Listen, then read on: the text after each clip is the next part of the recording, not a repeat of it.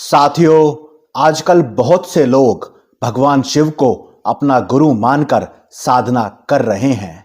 या ऐसा भी हो सकता है बहुत से लोग भगवान शिव को पहले ही अपना गुरु मान चुके हों।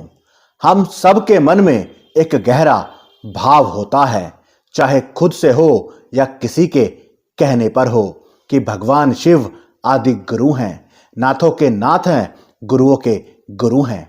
इसीलिए उन्हें 2-3 बेलपत्र, 1 लोटा दूध, कुछ चावल और कुछ फूल अर्पित करके उन्हें अपना गुरु मान लिया जाए तो हमारा जीवन और हमारी साधना दोनों सरल हो जाएंगे।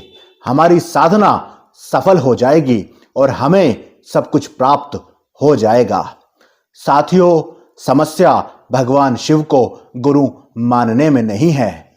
समस्या उस समझ से है जिससे तुम उन्हें गुरु मानते हो।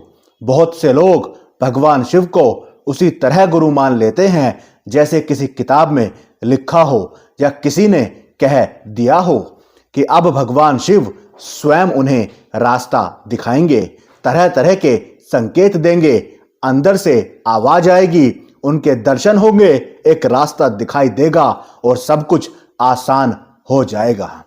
लेकिन एक बात को समझ लो, भगवान शिव ऐसे गुरु नहीं हैं जो शब्दों में शिक्षा देते हों। भगवान शिव मौन हैं, उनका मार्ग शोर में नहीं, भीतर की गहराई में खुलता है। उनकी अपेक्षाओं पर उतरना आसान नहीं है और बहुत से लोग तो ये भी कहने लगते हैं कि उन्हें किसी मानव गुरु की अब आवश्यकता नहीं, क्योंकि उनके गुरु स्वयं महादेव हैं। सुनने में ये बात बहुत ऊंची लगती है, लेकिन बोलने से पहले एक बार सोचो तो। शिव का मार्ग अहंकार को सहन नहीं करता। जब तक व्यक्ति यह स्वीकार नहीं करता कि वह भ्रम में है, कमजोर है और सीखने की स्थिति में है, तब तक शिव उससे दूरी बनाए रखते हैं। शिव उन्हें स्वीकार करते हैं जो भीतर से खाली होने को तैयार हो, ना कि उन्हें जो खुद को विशेष या चुना हुआ मानते हों।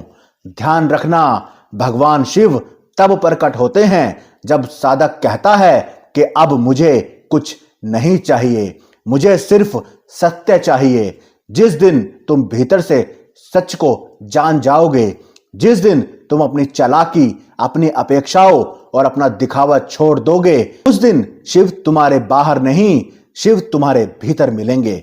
और जिस दिन यह मिलन हो गया, उस दिन साधना नहीं रह जाती, जीवन ही साधना बन जाता है।